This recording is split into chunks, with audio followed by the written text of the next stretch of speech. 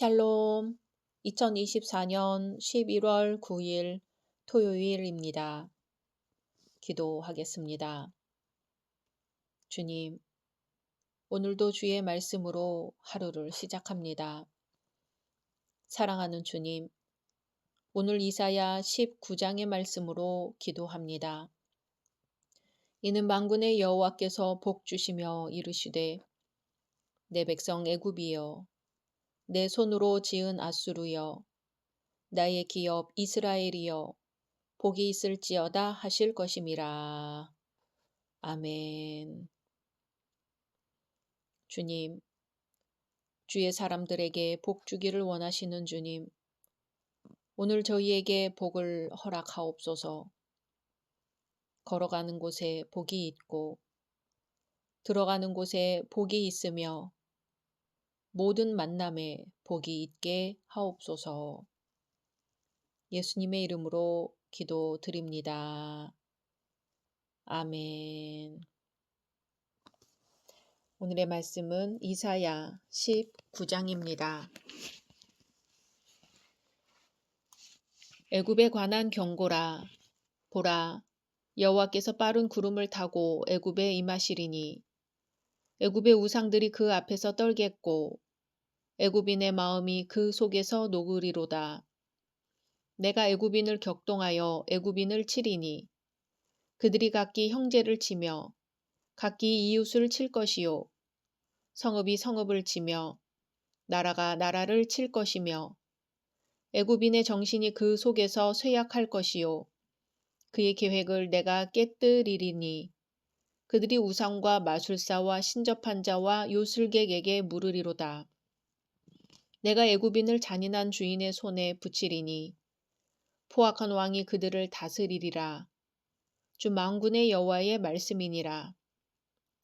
바닷물이 없어지겠고 강이 잦아서 마르겠고 강들에서는 악취가 나겠고 애굽의 강물은 줄어들고 마름으로 갈대와 부들이 시들겠으며 나일 가까운 곳 나일 언덕의 초장과 나일강 가까운 곡식밭이 다 말라서 날려가 없어질 것이며 어부들은 탄식하며 나일강에 낚시를 던지는 자마다 슬퍼하며 물 위에 그물을 치는 자는 피곤할 것이며 세마포를 만드는 자와 배 짜는 자들이 수치를 당할 것이며 그의 기둥이 부서지고 품꾼들이 다 마음에 근심하리라.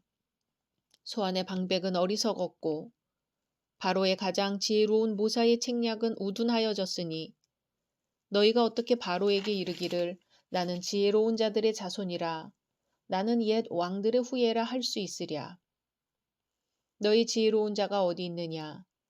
그들이 만군의 여호와께서 애굽에 대하여 정하신 뜻을 알 것이요 곤대에게 말할 것이니라. 소안의 방백들은 어리석었고 노베 방백들은 미혹되었도다. 그들은 애굽 종족들의 모퉁이 또리건을 애굽을 그릇가게 하였도다. 여호와께서 그 가운데 어지러운 마음을 섞으셨으므로 그들이 애굽을 매사에 잘못 가게 함이 취한 자가 토하면서 비틀거림 같게 하였으니 애굽에서 머리나 꼬리며 종려나무 가지나 갈대가 아무 할 일이 없으리라. 그날의 애굽이 부녀와 같을 것이라. 그들이 만군의 여호와께서 흔드시는 손이 그들 위에 흔들림으로 말미암아 떨며 두려워할 것이며 유다의 땅은 애굽의 두려움이 되리니 이는 만군의 여호와께서 애굽에 대하여 정하신 계획으로 말미암음이라. 그 소문을 듣는 자마다 떨리라. 그날의 애굽 땅에 가나안 방언을 말하며 만군의 여호와를 가리켜 맹세하는 5 성읍이 있을 것이며 그중 하나를 멸망의 성읍이라 칭하리라. 그날의 애굽 땅 중앙에는 여호와를 위하여 제단이 있겠고 그 변경에는 여호와를 위하여 기둥이 있을 것이요 이것이 애굽 땅에서 만군의 여호와를 위하여 징조와 증거가 되리니 이는 그들이 그 압박하는 자들로 말미암아 여호와께 부르짖겠고 여호와께서는 그들에게 한 구원자이자 보호자를 보내사 그들을 건지실 것임이라. 여호와께서 자기를 애굽에 알게 하시리니 그날에 애굽이 여호와를 알고 제물과 예물을 그에게 드리고 경배할 것이요 여호와께 서원하고 그대로 행하리라. 여호와께서 애굽을 치실지라도 치시고는 고치실 것이므로 그들이 여호와께로 돌아올 것이라. 여호와께서 그들의 간구함을 들으시고 그들을 고쳐 주시리라. 그날에 애굽에서 아수르로 통하는 대로가 있어 아수르 사람은 애굽으로 가겠고 애굽 사람은 아수르로 갈 것이며 애굽 사람이 아수르 사람과 함께 경배하리라. 그날에 이스라엘이 애굽 및 아수르와 더불어 셋이 세계 중에 복이 되리니 이는 만군의 여호와께서 복 주시며 이르시되 내 백성 애굽이여 내 손으로 지은 아수르여 나의 기업 이스라엘이여 복이 있을지어다 하실 것임이라. 아멘. 오늘 19장의 말씀은 크게 애굽을 향한 심판의 메시지와 애굽을 향한 구원의 메시지로 되어 있습니다. 1절에서 15절은 애굽을 향한 심판의 메시지로 여기서는 애굽인들의 자랑거리로 여겨졌던 3가지 모두가 얼마나 연약한 것인지를 드러냅니다. 그 3가지란 애굽의 종교, 자연의 혜택, 그리고 지혜입니다. 1절입니다.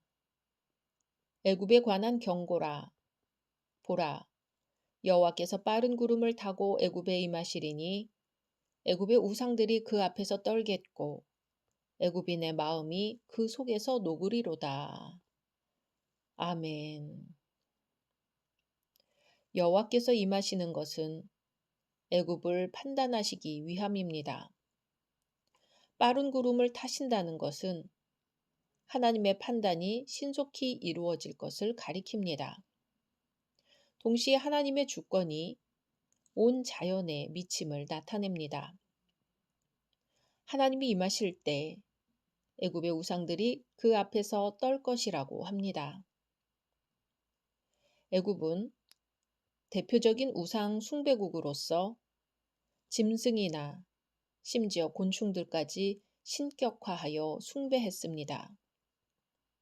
모세를 통해 애굽에 내려졌던 10가지 재앙은 애굽의 우상 숭배에 대한 하나님의 징벌이기도 했습니다. 하나님의 신속하고 거룩한 임재 앞에서 애굽의 우상들은 두려움으로 떨 수밖에 없었습니다. 왜냐하면 출애굽 사건에서 이미 결정적으로 심판을 받았고 그때 문자적인 의미 그대로 아무것도 아님이 판명되었기 때문입니다. 그러므로 한번 하나님의 권능을 맛보면 두려움에 떠는 것은 당연한 반응이라 할 것입니다. 5절입니다. 바닷물이 없어지겠고 강이 잦아서 마르겠고. 아멘. 나일강 없이는 애굽도 없다는 말은 과장이 아닙니다.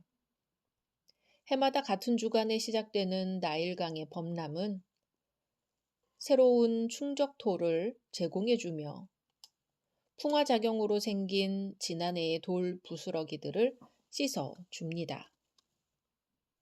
범람했던 물이 물러가기 시작하는 시점도 매년 정확히 예측할 수 있습니다. 삶의 원천인 나일강 강물의 풍족성과 예측 가능성은 애굽인들의 자부심에 크게 기여했지만 이 강에 너무 의존하도록 만들었습니다. 만일 나일 강물이 끊어진다면 풍요를 자랑하던 애굽도 더 이상 존재할 수 없을 것입니다.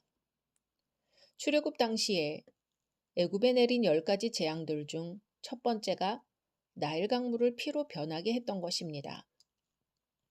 이사야는 지금 애굽의 삶의 원천인 나일강을 그들 마음대로 좌지할 수 있는 것이 그들 자신이 아니라 이스라엘의 하나님의 손에 달려 있다는 것을 말합니다. 그토록 바다처럼 풍부한 이 강물도 말라 없어질 날이 이를 것이라고 합니다. 나일강의 기근을 통해 애굽의 기대와 자랑이 무너지고 그로 인해 애굽의 모든 사업이 일시에 몰락할 것이라 예언하고 있습니다. 11절입니다. 소안의 방백은 어리석었고 바로의 가장 지혜로운 모사의 책략은 우둔하여졌으니 너희가 어떻게 바로에게 이르기를 나는 지혜로운 자들의 자손이라 나는 옛 왕들의 후예라 할 수 있으랴. 아멘. 이제 애굽의 세 번째 자랑인 지혜입니다. 건설적이며 안정적인 통치를 위해서는 힘과 지혜가 함께 필요합니다. 하지만 소위 가장 지혜롭다고 하는 자들이 가장 우둔한 조언밖에 할 줄 모른다면 참으로 난감할 것입니다. 애굽의 지혜자들이 그러했습니다. 애굽인들은 자신들의 종교와 풍부한 산업 생산성은 물론이고 지혜에 대해서도 대단한 자부심을 지니고 있었습니다. 솔로몬의 탁월한 지혜를 언급하면서 애굽의 지혜보다 더 뛰어나다고 했던 것도 당시 애굽의 지혜가 근동 세계에서 그만큼 유명했기 때문입니다. 하지만 오늘 이사야는 그러한 애굽의 지혜도 결정적인 순간에는 아무런 소용이 없을 것이라고 합니다. 하나님의 심판의 직면에서 애굽 전체가 재난에 빠진 이 상황에서 그들의 지혜는 전혀 도움이 되지 못하였습니다. 이제 애굽은 이 하나님을 알게 됩니다. 자신들의 자랑을 무력하게 하시는 더 크신 하나님이 계심을 깨닫고 돌아오게 됩니다. 21절입니다. 여호와께서 자기를 애굽에 알게 하시리니 그날에 애굽이 여호와를 알고 제물과 예물을 그에게 드리고 경배할 것이요 여호와께 서원하고 그대로 행하리라. 아멘. 여호와께서 스스로를 애굽인들에게 알리신 후에 애굽 사람들이 여호와를 알게 될 것이라고 합니다. 이것은 단순히 여호와께서 애굽 사람들에게 알려지는 순서를 기록한 것이 아니라 하나님께서 세상에 자신을 드러내시는 과정을 설명합니다. 인간은 하나님께서 먼저 찾아오시지 않으면 아무것도 할 수 없는 존재라는 것을 분명하게 표현합니다. 이사야 선지자는 여호와를 알게 된 후에 행하게 될 행동 2가지를 기록합니다. 첫째, 제물과 예물로 여호와를 경배하는 것입니다. 둘째, 여호와께 서원하는 것입니다. 서원은 헌신을 약속하는 특별한 행동입니다. 즉 애굽 사람들이 여호와를 알게 되었다는 표현은 단순히 지적으로 여호와를 알게 되었다는 의미가 아닙니다. 여호와를 알았다는 표현은 자신의 삶을 동반하여 그분을 섬기고 그분을 예배하며 헌신하게 되었음을 포함하는 그러한 알미입니다. 행함을 통하여 자신의 믿음을 표현하는 것이죠. 이러한 믿음이 살아있는 믿음입니다. 자신이 알고 있는 만큼 믿음을 실천하는 것이 살아있는 믿음입니다. 이제 애굽이 하나님께로 돌아옵니다. 22절입니다. 여호와께서 애굽을 치실지라도 치시고는 고치실 것이므로 그들이 여호와께로 돌아올 것이라. 여호와께서 그들의 간구함을 들으시고 그들을 고쳐 주시리라. 아멘. 모세 당시에는 재앙을 제거해달라는 애굽인들의 호소가 모세의 중재를 통해 받아들여졌지만 바로와 애굽인들의 마음속에 참된 회개는 일어나지 않았습니다. 하지만 여기서는 그 재앙이 애굽인들을 회개로 이끌며 하나님께서 그들의 구원 간구를 들어주신다고 합니다. 애굽이 죄의 길에 빠질 때 징계의 채찍을 드시겠지만 다시 고쳐주신다고 합니다. 하나님과 애굽의 관계는 부모와 자녀의 관계가 되어 잘못했을 때 혼내고 다시 바로잡아 회복시키신다는 것입니다. 여기서 하나님 앞에 애굽과 이스라엘의 차별은 사실상 완전히 소멸됩니다. 동일한 구원 역사 안에 있게 되는 것입니다. 23절입니다.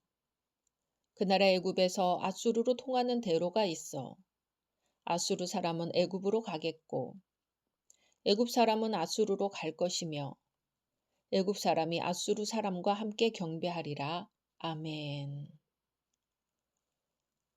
애굽과 관련하여 더 확대된 세계적인 전망의 메시지입니다. 선지자의 시대에 고대 근동을 지배하던 두 나라, 즉 유다를 중심으로 각각 남과 북에 위치하고 있던 애굽과 아수르가 이전의 적대 관계를 청산하고 마치 친구처럼 서로 왕래하게 될 것입니다. 대로는 분리나 적대감이 제거됨을 비유하기 위해 자주 사용되는 은유입니다. 언덕과 험한 길이 많은 이스라엘에서는 이 비유가 생생하게 받아들여졌을 것입니다. 사람이나 나라들이 여호와를 알고 경외할 때 상호 적대감이나 증오심은 사라지고 서로를 도우며 하나가 될 것입니다. 애굽과 아수르는 온갖 세상적인 세력을 대표합니다. 더욱이 애굽과 바벨론과 페르시아 등이 보여주었던 비인간적인 행위들도 아수르가 한 것에 비하면 약과였습니다. 아수르가 이스라엘을 그토록 괴롭혀 왔는데 이스라엘의 하나님을 경배하게 된다고 하는 본 구절의 메시지는 당시로서는 가히 충격적이었습니다. 24절 25절입니다. 그날에 이스라엘이 애굽 및 아수르와 더불어 셋이 세계 중에 복이 되리니 이는 만군의 여호와께서 복 주시며 이르시되 내 백성 애굽이여 내 손으로 지은 아수르여 나의 기업 이스라엘이여 복이 있을지어다 하실 것임이라. 아멘. 온 세상을 대표하는 두 개의 초강대국 애굽과 아수르 사이에 이스라엘이 셋 중의 하나로서 참가하게 될 것인데 이를 통해서 이전의 두 나라의 틈바구니에서 시달리던 이스라엘이 이제는 하나님의 복을 중재해주는 나라로 변모하게 될 것이라는 뜻입니다. 그리고 이스라엘에게만 배타적으로 허락되었던 복이 애굽과 아수르에게까지 확대 적용됩니다. 애굽은 나의 백성이라고 불립니다. 아수르는 나의 손으로 지은 작품이라 불립니다. 이스라엘은 나의 기업이라고 불립니다. 이전에 하나님의 진노의 막대기로 쓰임받았던 아수르가 이제는 하나님의 영광을 드러내는 도구로 탈바꿈합니다. 즉 세상이 하나님의 백성을 통하여 복을 받게 될 것이라고 합니다. 사랑하는 열린 성도 여러분, 우리를 통하여 우리 가정이 복받기 원합니다. 우리를 통하여 우리 교회가 복받기 원합니다. 우리를 통하여 우리 지역 사회가, 우리 나라가 복받기를 원합니다. 온 세상이 함께 복을 누리게 하시는 하나님의 은혜에 감사하면서 오늘도 우리 삶에 감사가 넘치기를 소망합니다. 각자 기도하신 후 주기도문으로 마치겠습니다.